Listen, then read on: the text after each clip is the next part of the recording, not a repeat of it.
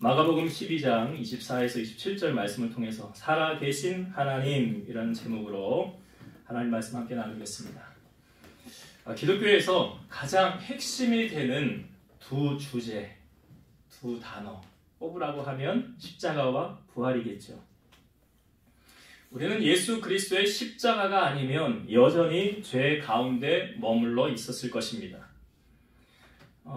그래서 고린도전서 1장 18절 보면 십자가의 도가 멸망하는 자들에게는 미련한 것이요 구원을 받은 우리에게는 하나님의 능력이라 라고 고백하고 있죠. 십자가의 능력은 구원받은 자에게만 해당되는 이런 하나님의 은혜가 임한다는 것입니다. 고린도전서 2장 2절 보면 내가 너희 중에서도 예수 그리스도와 그가 십자가에 못 박히신 것 외에는 아무것도 알지 아니하기로 작정하였습니다. 이게 사도 바울이 한 말이에요. 사도 바울이 뭐만 기억하겠다는 거예요? 내가 예수 그리스도와 그가 십자가에 못 박히신 것 외에는 아무것도 알지 아니하기로 작정했다. 사도 바울이 빌립보서 말씀에도 보면 내가 예수를 아는 지식이 가장 고상하다고 그러잖아요. 그 외에 다른 것을 다 배설물로 여겼더라. 우리가 찬송가 가운데도 있죠. 십자가 십자가 내가 처음 볼 때에 나의 마음의 큰 고통 사라져 오늘 믿고서 내 눈 밝았네 참 내 기쁨 영원하도다. 십자가로 말미암아 주시는 그 기쁨이 영원하다라고 찬송으로 고백하고 있습니다. 예수님이 십자가를 지셔야 하는 것은 나무에 달린다는 의미죠. 그런데 구약 성경에 보면 나무에 달리는 사람은 하나님께 저주받았다라고 표현되어 있죠. 신명기 22장 23절 후반절입니다. 나무에 달린 자는 하나님께 저주를 받았느니라. 그러니까 나무에 달려서 죽은 자는 사람들의 통념상 저 사람은 하나님께 저주받았네 라는 인식으로 바라본다는 거예요. 그러니까 예수님이 십자가에 달리셨으니까 사람들은 예수님을 어떻게 평가하겠어요? 저 사람 하나님께 저주받았구나. 그러니까 나무에 달리지 이렇게 생각할 거 아니에요. 갈라디아서 3장 13, 14절 그리스도께서 우리를 위하여 저주를 받은 바 되사 율법의 저주에서 우리를 속량하셨으니 기록된 바 나무에 달린 자마다 저주 아래에 있는 자라 하였음이라. 여기 신명기 말씀을 또 인용한 거예요. 나무에 달린 자는 저주받은 자라. 이는 그리스도 예수 안에서 하나님의 복이 이방인에게 미치게 하고 또 우리로 하여금 믿음으로 말미암아 성령의 약속을 받게 하려 함이라. 그러니까 예수님으로 통하지 않고는 우리의 죄가 사함받을 수 없다는 거죠. 그러니까 기독교가 좀 이기적이다? 다른 거하고 이렇게 좀 비교가 안 된다? 왜? 구원을 얻는 진리는 여기밖에 없다라고 말하잖아요. 예수님 말씀하십니다. 우리에게 구원을 얻은 다른 이름을 우리에게 주신 일이 있대요, 없대요? 없어. 뭐 마호메트로, 뭐 석가로, 뭐 공자로, 뭐 구원 얻을 수 있다 천만의 말씀. 그건 다 구원 얻지 못하는 그냥 진리를 전한 그냥 도를 가르치는 선생일 뿐이었지. 오직 구원을 받을 우리에게 주신 일은 예수 그리스도밖에 없다는 거예요. 근데 예수님이 이제 나무에 달리셨다라는 이 부분은 예수님이 저주를 받았다. 그러니까 예수님이 십자가를 지셨을 때 사람들이 저 사람 하나님께 저주받았구나, 저주받았어 라고 말하지만 실상은 우리의 죄를 짊어지시고 해결해 주시기 위해서 예수님이 이 땅에 오셔서 십자가를 지셨다는 거죠. 여러분, 예수님은 죄가 있습니까? 없습니까? 없잖아요. 성경에 증언하고 있잖아요. 히브리서 4장 16절 우리에게 있는 대제사장은 우리의 연약함을 동정하지 못하실 리가 아니요 모든 일에 우리와 똑같이 고난을 받으신 이로되 죄는 없으십니다. 예수님은 죄가 없기 때문에 우리의 죄를 속량하실 수 있는 거예요. 지금은 돌아가셨지만 한국 기독교에 큰 영향을 끼쳤던 오카는 목사님이 유튜브에 보면 여러분들 짤들이 나오잖아요. 설교도 나오고요. 거기 오카는 목사님이 설교 가운데 이런 설교를 하신 적이 있어요.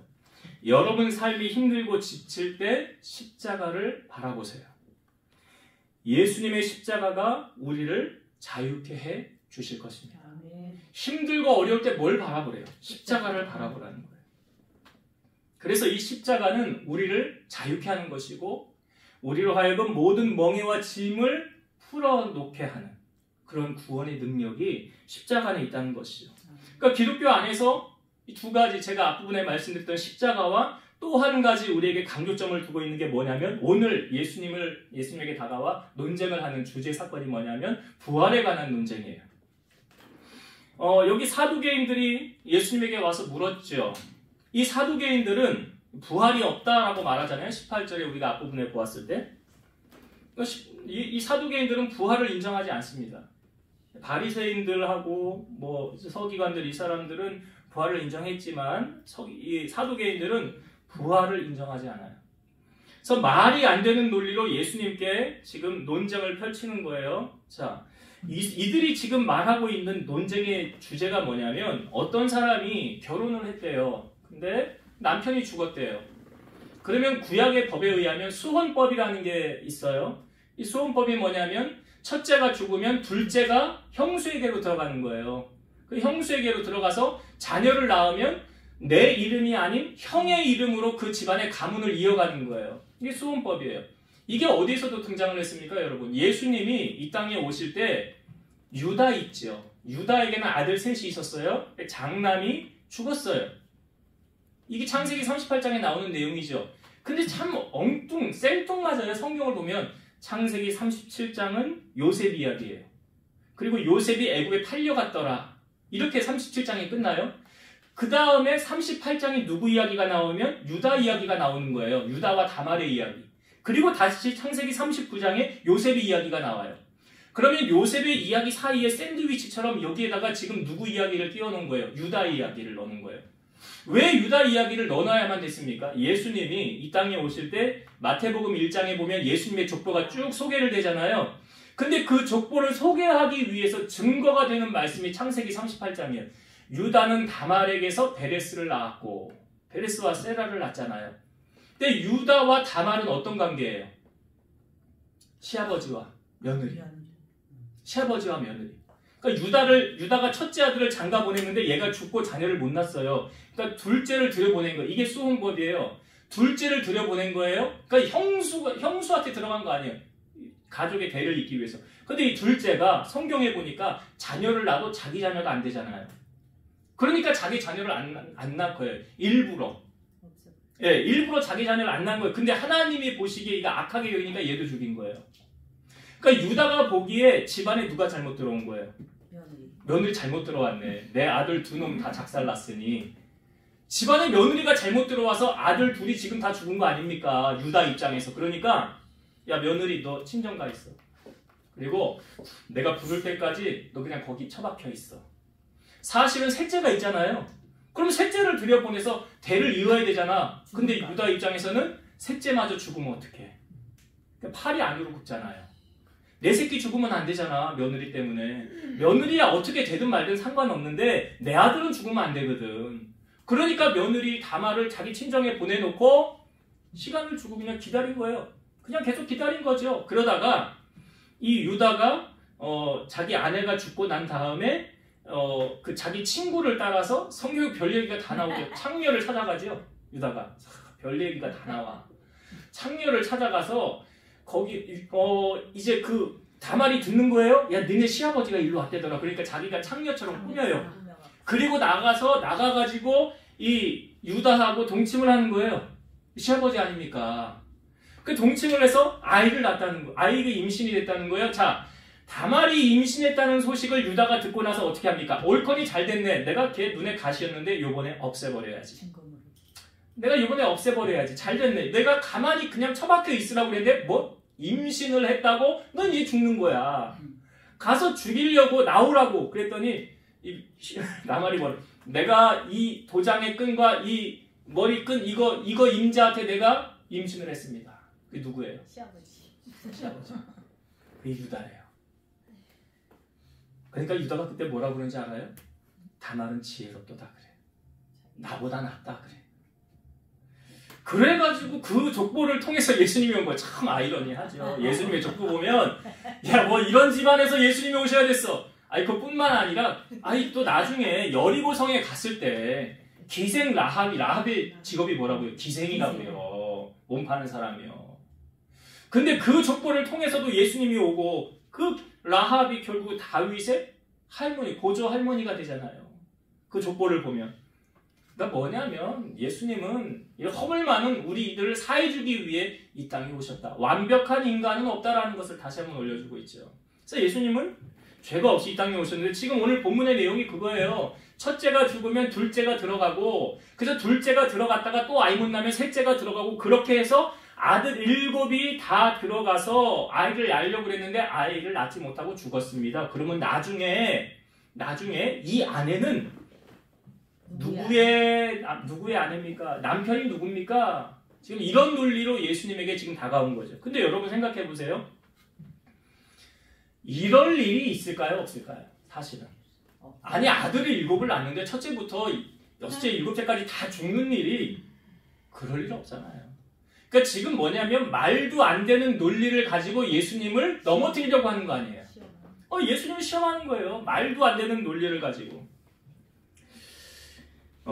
이 사두개인들은 어떠한 사람들인가를 먼저 우리가 좀 알길 원하는데요. 이 사두개인들의 유래는 다윗 왕 시대에 이 성전 관리를 책임지는 대제사장 사독 가문에 그 후대 일부 제사장들이 자기들이 사독의 후예임을 자처함을 만들어서 유다 당파 중에 하나인 만든 거예요. 그때 사두개인들이 이제 생겨난 거예요. 이들은 말로서 내려오는 전승은 거부하고 오직 모세 오경만 토라만 이제 정경으로 받아들이는 거죠. 그리고 이 사람들은 이 영혼은 육체와 함께 죽는다라고 믿어요. 그러니까 부활을 인정합니까? 안 합니까? 안 해요. 그리고 천사도 사탄도 그런 영원한 생명과 사람의 육신이 죽은 뒤에 영원히 사는 영적인 세계를 부인하는 거예요. 근데 이들이 당시에 이 성전을 중심으로 활동하였고 종교 정치적으로 중심적인 역할을 했습니다. 이들은 엘리트 계층이 주로 많았고요. 대제사장, 또 사두개인이고 그 다음에 상류 귀족층에 주로 많았어요. 그리고 제사장 직분을 독점을 했고요. 그리고 유대인들의 정치기구, 오늘날로 말하면 국회의원, 거기 과반수 이상을, 상당수를 이 사두개인들이 차지를 했어요. 그러니까 기득권을 갖고 있는 거죠. 그리고 종교적으로는 보수적이었는데 반해서 정치적으로는 자신의 이익을 위해서는 타협을 서슴지 않았어요. 모세의 율법에 보면 이방인과 교제하는 건 불법이라고 말하면서 당시의 헬라 문화를 적극적으로 받아들여서 로마와 한통속이 된 사람들이 바로 사두개인들이에요. 그러니까 바리새인들은 로마 사람들을 싫어했죠. 믿지 않고 우리가 왜 로마의 통치를 지금 받는 것도 억울한데 그들의 법을 따라야 되고 그들이 하는 대로 해야 되느냐.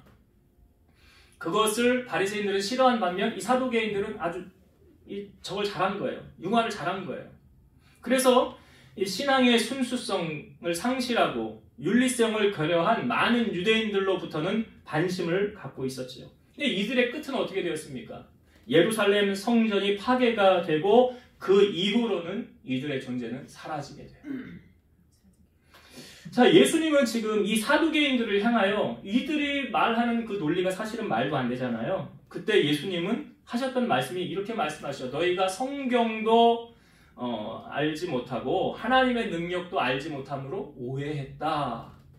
사람이 죽은 자 가운데서 살아날 때는 장가도 아니 가고 시집도 아니 가고 하늘에 있는 천사와 같으니라. 여러분, 크리스찬이요, 이 땅에 살면서 이 세상의 모든 것을 다 즐기며 절제를 하는 이유는 왜 그렇습니까? 부활 소망이 있기 때문에 그렇다는 거죠. 한 번 죽음으로 끝나는 삶이라면 이 땅에서 못 해볼 거 없이 그냥 다 한 번 내가 해봐야 되겠다. 죽은 자가 다시 살아나지 못한다면 내일 죽을 인생 오늘 먹고 마시고 즐거워하자 라고 해야 될 거 아닙니까? 근데 만약 부활이 없었다면 예수 그리스도의 십자가에서 죽으시고 그것으로 끝이 났어야 되죠. 부활이 없었다고 한다면. 그런데 예수님께서 다시 부활하셨잖아요. 자, 성경에 부활장이라고 있죠. 한번 찾아볼까요? 고린도전서 15장 찾아봅시다. 중요한 구절을 몇 구절 좀 보려고 해요. 자, 고린도전서 15장을 찾아볼게요. 신약성경 282페이지. 고린도전서 15장. 제가 12절부터 볼게요. 이 앞부분에는 사도 바울이 쭉 부활에 관한 이야기인데 여러분 시간이 되시면 15장을 다 보시고요. 제가 지금 볼 곳은 자 12절부터 읽어볼게요. 고린도전서 15장 12절. 그리스도께서 죽은 자 가운데서 다시 살아나셨다 전파되었거늘 너희 중에서 어떤 사람들은 어찌하여 죽은 자 가운데서 부활이 없다 하느냐. 이게 사두개인들이 부활이 없다고 주장하는 거 아닙니까? 만일 죽은 자의 부활이 없으면 그리스도도 다시 살아나지 못하였으리라.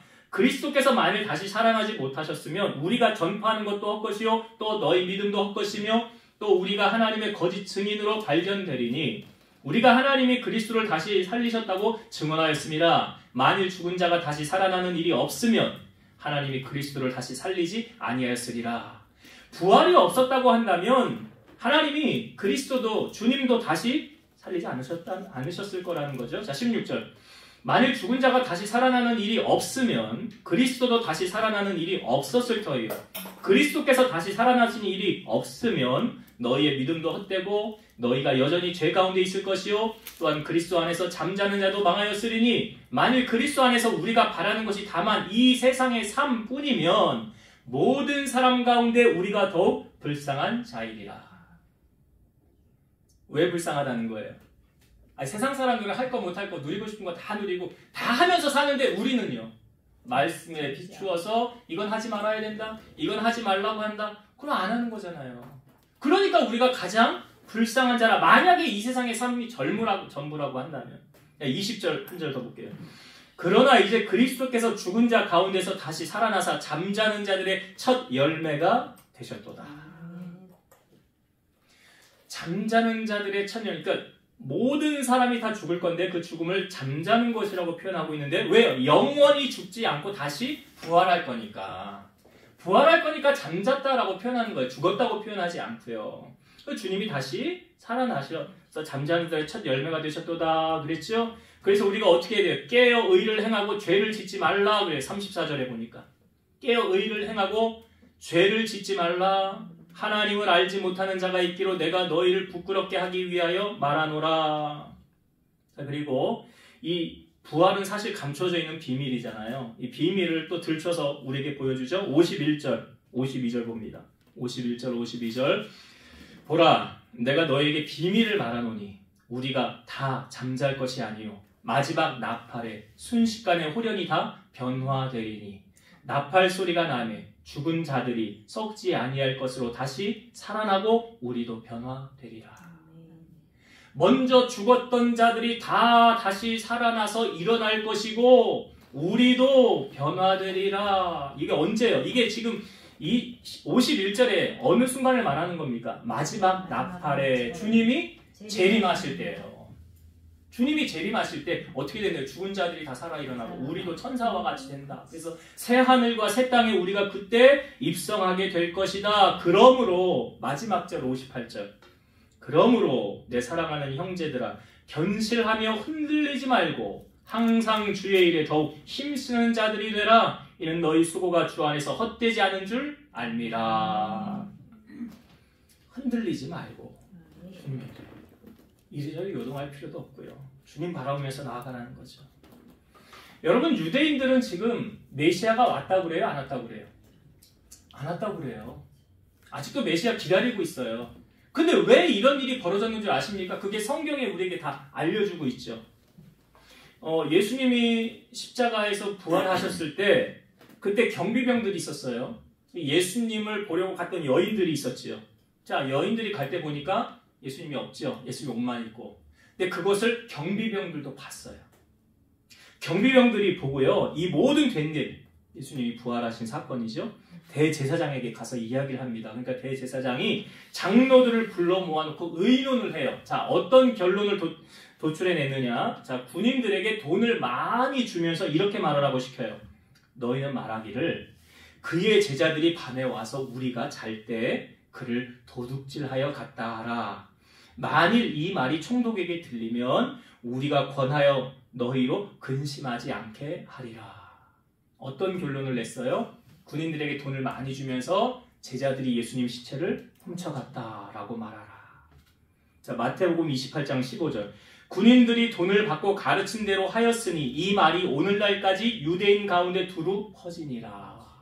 그러니까 이 거짓이 진실로 둔갑을 해서 예수님이 아직 안 오셨다라고 그러는 거예요. 유대인들은 아직 안 믿는 거예요. 여기서 이 사건 때문에 그런 거예요. 그래서 여러분 우리는 진리를 외쳐야 될 의무가 있는 거예요. 복음을 전해야 될 의무가 있는 것이고 주님이 이제 곧 머지않아 오신다는 그 사실을 이 부활과 십자가를 우리는 증거해야 될 의무가 있다는 거죠. 잘못된 왜곡된 사실을 바로잡고 그리스도의 신부로서의 역할을 그냥 감당해야 된다는 것입니다. 자, 예수님께서 지금 이 사두개인들을 향하여 말도 안 되는 논리를 지금 전한 것을 너희가 잘 몰라서 그렇다라고 말씀하시고 그 다음에 하셨던 말씀이 하나님 이렇게 말씀하시죠. 모세 이야기를 들추어서 우리가 모세 며칠 전에 설교를 나눴었어요.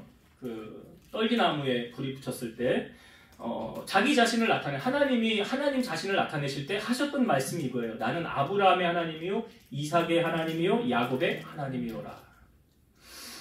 이 말씀을 보면 여러분 과거 진행형이 아니라 과거는 죽고 사라져 없어지는 것이 아니다. 과거 지향적이 아니라 지금 하나님과 이 아브라함, 이삭, 야곱이 하나님과 더불어 교제하고 있다는 그런 의미를 담고 있는 거예요. 그래서 그 다음에 주님이 부연 설명하신 것이 뭐예요? 하나님은 죽은 자의 하나님이 아니요 산 자의 하나님이시라.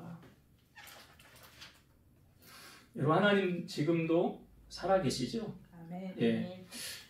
저 밑에 지방에 가보면 사투리를 쓰면서 이렇게 이야기를 하더라고요. 하나님은 어떻게 살아계십니까? 시퍼렇게 살아계십니다.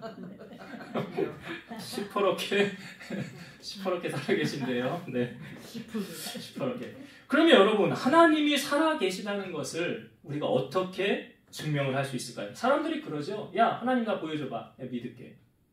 하나님 보여달라고 그래요. 불신자들이 아니 믿지 않을 거면서 꼭 그렇게 보여달라고 합니다. 우리가 증거를 내세울 수 있는 건 하나님이신 그분이 사람으로 이 땅 가운데 오셨잖아요. 그분이 예수님이시잖아요. 그러니까 예수 그리스도를 전하는 게 우리가 전해야 될 사명인데요. 우리가 주님을 간절히 찾을 때 주님은 우리를 만나주신다고 그러잖아요. 그리고 우리가 부르짖을 때 우리의 부르짖음에 응답해 주신대잖아요. 여러분 만약 하나님이 존재하지 않는다고 한다면 어떤 반응도 없겠죠. 살아계시니까 우리가 기도할 때 응답하신다고 하시고 은밀한 일을 보여준다고 하지 않습니까? 잠언 8장 17절 나를 사랑하는 자들이 나의 사랑을 입으며 나를 간절히 찾는 자가 나를 만날 것이니라. 그게 하나님 살아계시니까 만나주신다는 거 아니에요? 저는 이 말씀 오늘 아브라함의 하나님, 이삭의 하나님, 야곱의 하나님 이 표현 속에서 여러분 하나님이 아브라함의 하나님만 되세요? 나의 하나님. 그래요. 그걸 지금 강조하는 거예요. 그 하나님이 누구의 하나님이 되셔야 되느냐. 지금 다윗과 골리앗이 싸움을 하기 전에 골리앗 앞에 다윗이 했던 말이 뭐예요? 네가 의지한 것은 칼과 창과 단창이지. 넌 그것으로 내게 나오지. 나는 그러나 만군의 여호와의 이름으로 나아가노라. 여호와의 구원하심이 칼과 창에 있지 않고 오직 하나님의 손에 있은즉 그가 너를 우리 손에 넘기시리라. 다윗은 뭘 의지하며 나갑니까? 하나님을 의지하고 나아가요. 여러분 두 사람이 싸울 때 누가 이길까요? 힘이 센 사람이 이길까요? 돈이 많은 사람이 이길까요? 그렇지 않지요. 하나님이 편 들어주는 사람이 이기는 거예요. 하나님이 내 편이면 내가 이기는 거예요. 근데 하나님이 상대편이면 내가 지는 거예요. 그럼 여러분 하나님이 내 편이 될 수 있도록 해야 되지 않을까요? 자, 이스라엘 백성들을 출애굽하여 인도하여 나가던 모세에게 대항하는 무리가 생겼어요. 고라와 여기 보니까 다단과 아비람과 온이 당을 지어다 편을 갈았다는 거예요. 그래서 총대 250명하고 이 총회에서 택함을 받은 자들이죠. 거스리는 거예요. 모세 반대편에서 대항하는 거지요. 그러니까 하나님이 그것을 보시고 모세에게 이렇게 말씀하십니다. 너희는 이 회중에게서 떠나라. 내가 순식간에 그들을 멸하려 하노라. 그러니까 모세가 이렇게 말해요. 하나님이요, 한 사람이 범죄하였거늘 온 회중에게 진노하시나이까. 그러니까 하나님 모세에게 이렇게 말씀하세요. 회중에게 명령하여 너희는 고라와 다단과 아비람의 장막에서 떠나게 하라. 그러니까 죄 없는 사람 죽이지 말고 가서 거기에 속한 사람들 말고 이게 다 빠져나오라고 해라 라고 하나님 말씀하시는 거예요. 그렇게 얘기한 다음에 모세가 이제 그 그 고라와 그 모여있는 그 무리를 향하여 이렇게 이야기합니다. 여호와께서 나를 보내사 이 모든 일을 행하게 하신 것이요 나의 의미로 함이 아닌 줄을 이 일로 말미암아 알리라. 여호와께서 새 일을 행하사 땅이 입을 열어 이 사람들과 그들의 모든 소유물을 삼켜 산채로 수월에 빠지게 하시면 이 사람들이 과연 여호와를 멸시한 것인 줄을 너희가 알리라. 말이 마치자마자 어떤 일이 벌어졌습니까? 땅바닥이 갈라지고 땅이 그 입을 열어서 그들의 모든 것을 다 삼켰어요. 흔적도 없이 사라져버렸어요. 고라무리, 반역했던 사람. 그리고 총대, 그쪽 편에 있었던 250명 어떻게 됐습니까? 여호와께로부터 불이 나와서 다 죽었어요. 하나님 다 심판하셨어요. 여러분, 이걸 통하여 우리가 무엇을 깨달아야 됩니까? 하나님이 누구의 편이시냐가 중요한 거잖아요. 하나님 누구의 편이에요? 고라 편이었으면 이쪽 반대편 다 망했겠죠. 다 죽었겠죠. 그러나 하나님이 모세를 붙들고 계시잖아요. 모세의 편에 섰잖아요. 그러니까 그 반대편 어떻게 됐어요? 다 멸하였잖아요. 그러니까 싸움은 그래요. 다윗이 골리앗을 향하여 말했던 것처럼 전쟁은 여호와께 속한 것인지. 여러분, 싸움의 승패는요, 하나님이 돕는 자가 이겨요. 그러니까 하나님이 나를 더 사랑하고 나의 편에 서주시면 그 싸움은 이긴 싸움이에요. 근데 하나님이 나보다 상대편을 더 사랑하면 내가 지는 싸움이라는 것을 성경은 우리에게 알려주고 있어요. 그래서 여러분, 아브라함의 하나님, 이삭의 하나님, 야곱의 하나님이 나의 하나님이 되셔야 된다. 내 하나님이 되셔야 된다. 자, 이제 말씀을 정리하고 마치겠습니다. 여러분, 오늘 사두개인들이 예수님에게 와서 이 부활 논쟁, 사실은 말도 안 되는 말로 뭐 아들 7인데 에이, 그럴 일은 없는데 왜 예수님을 사실은 시험하기 위해서 이들이 이렇게 한 거 아닙니까? 그래서 오늘 우리가 크리스찬이라고 한다면 꼭 붙들어야 될 두 가지는 십자가와 부활이에요. 십자가와 부활. 이 십자가가 나를 살린 거 아닙니까? 영원히 죄 가운데 머물러 있어야 했던 내가 죽고 예수님이 십자가의 지심으로 그 십자가가 나의 십자가가 돼서 내가 죽고 이제 나도 예수님으로 더불어 살아가는 인생. 그런 인생이 돼야 된다. 그래서 늘 우리가 십자가를 바라보고 좌절하고 낙망하지 말고 주님의 십자가로 승리한 여러분 되시길 바라고요. 주님이 부활하셨다는 건 잠자는 자들의 첫 열매가 됐다고 그랬잖아요. 그러니까 우리가 이 땅에서의 삶이 끝이 아니라라고 성경이 말하는 사도 바울이 말하잖아요. 이 땅에서 삶이 전부면 우리는 가장 불행한 자리라. 왜요? 이것저것 다 할 거 다 하고 다 누리고 그렇게 살지 왜 우리가 그렇게 못하느냐? 다시 오실 주님을, 신랑 되신 주님을 거룩한 신부로서 우리가 기대하고, 그래서 어떻게 깨어있으라 그러죠? 깨어있어라. 구름 타고 다시 오실 주님을 맞을 준비하고 살아라. 이 부활을 꼭 기억하시고 마지막 한 가지 나눴던 것이 하나님은 지금도 살아계시다는 거예요. 그 하나님이 전쟁의 승패를 주장하시는데 그 하나님이 나의 편이 되면 내가 싸우는 모든 싸움에서 승리하게 하실 것이고 그 하나님이 내 편이 안 되면 그 싸움에서 나는 패배자가 된다는 사실. 그래서 성경에 보면 여호와를 자기 하나님으로 삼는 백성은 복이 있다고 그러잖아요. 그 하나님이 나의 하나님이 되시면 야곱의 하나님을 자기의 하나님으로 삼는 자는 복이 있도다 라고 말하잖아요.